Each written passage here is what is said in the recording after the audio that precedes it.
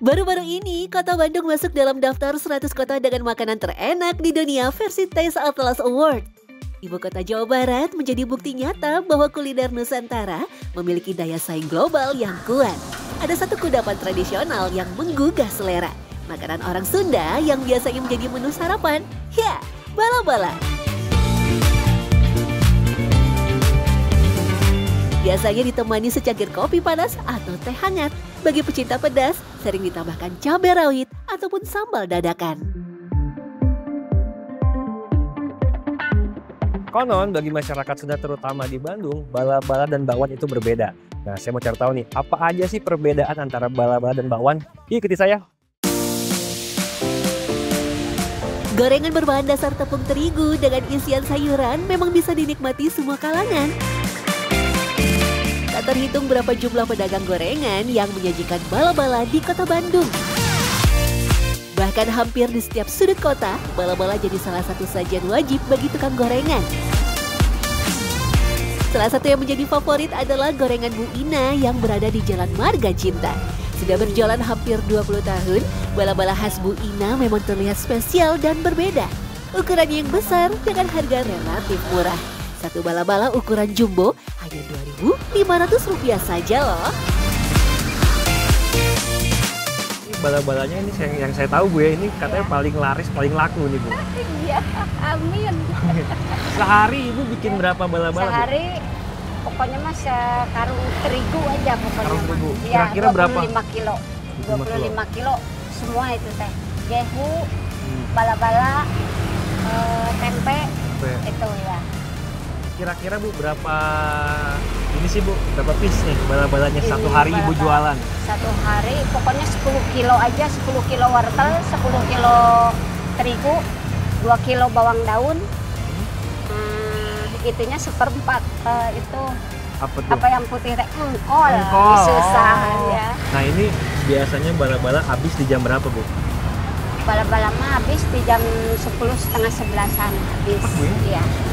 Cepat dari jam 9. Jam 9. Ya, oh jam 9 baru jam ada. 9 baru ada. Ya. Kan ibu dadakan itu bikinnya. Jadi orang lain press gitu. Jadi enggak kan ini kan kalau dari orang lain kan ada yang bau asam-asam gitu. Kalau ibu mah enggak press gitu.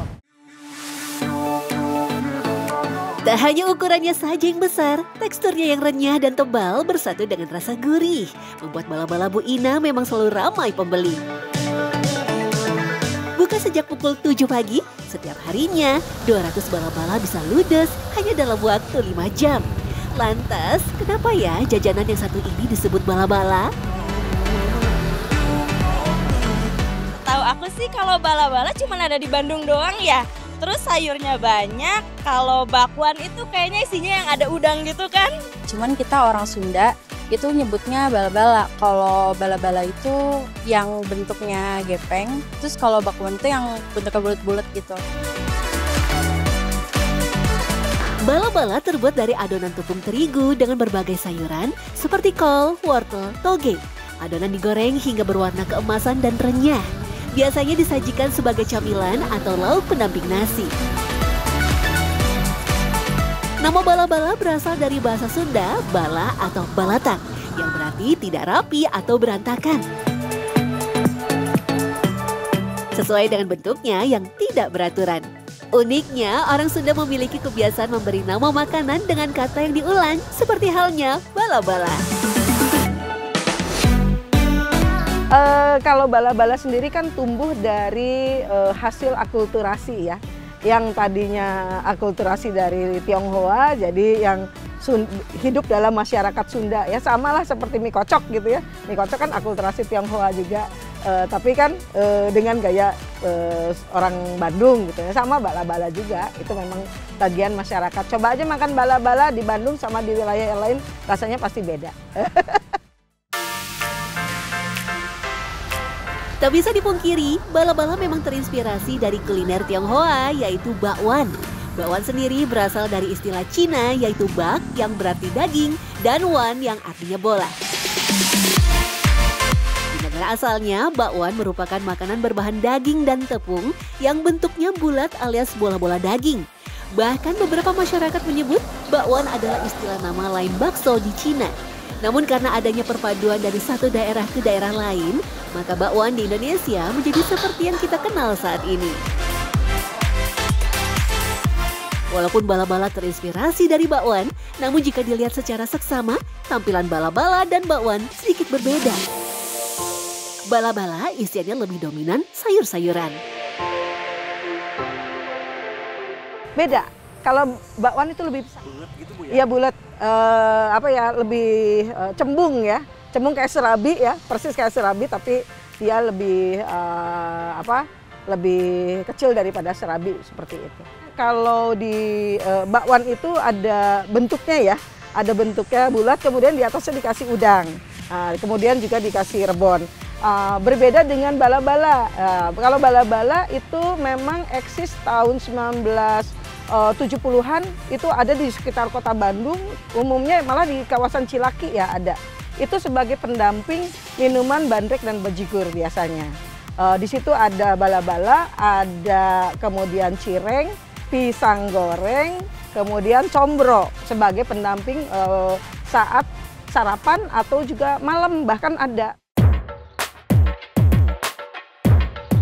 Kenikmatan bala-bala tak bisa disajikan begitu saja, ada teknik khusus dalam menggorengnya. Bahkan gorengan favorit yang tersebar di kota Bandung memiliki cita rasa yang khas dibandingkan dengan bala-bala yang tersebar di wilayah Jawa Barat lainnya. Jadi bala-bala lovers itu ada dua jenis. Ada jenis suka yang bala-bala yang tebal, ada yang tipis. Nah, untuk teknik cookingnya juga berbeda, harus digolosorkan, istilahnya ditempelkan dulu di pinggir wajan supaya dia agak menipis. Nah itu seperti itu teknik bala-bala gitu. Ini yang berbeda bala-bala di masyarakat Sunda di kota Bandung dengan wilayah lain. Tidak begitu umami ya. Karena ada satu khas yang berbeda kalau misalnya bala-bala di kota Bandung itu suka dikasih tumbukan ebi. Jadi rasanya gitu, inovasi supaya rasanya umami gitu ya. Tentunya si bala-bala ini memiliki tempat tersendiri bagi masyarakat Sunda. Kudapan spesial, kebanggaan masyarakat Tanah Pasundan. Orang Sunda itu kan terkenal dengan membuat inovasi makanan sesuai dengan kebutuhan mereka. Dan jadi favorit ya, mau ada hajatan, mau ada apa, kalau apalagi buka puasa, yang dicari itu bala-bala gitu ya. Itulah ada hidup dalam kultur masyarakat Sunda di Jawa Barat. Karena bala-bala itu praktis. Satu, di situ sudah ada karbohidrat, kedua sudah ada fiber. Nah, jadi kemudian pagi-pagi itu kan gampang bikin makanan seperti itu gitu. Tapi ada temennya ya, kalau makan bala-bala harus ada lontongnya gitu. Ada lontong, ada buras gitu ya, yang ada isiannya kacang merah gitu ya. Bahkan makanan yang disukai sejuta umat ini memiliki filosofi yang cukup mendalam, melambangkan bentuk rasa syukur dan kesederhanaan. Terlebih dulunya makanan ini tercipta karena memanfaatkan sayuran yang melimpah, hingga disulap menjadi gorengan nikmat dan menggugah selera. Tak hanya warga Jawa Barat saja yang memodifikasi bakwan menjadi bala-bala, daerah lain di Indonesia juga terdapat gorengan sejenis bakwan, namun berbeda penyebutannya. Contohnya di daerah Jawa Timur, penyebutan bakwan sayur ini cukup beragam. Misalnya di Surabaya, Sidoarjo, Mojokerto hingga Gresik, bakwan sayur disebut ote-ote.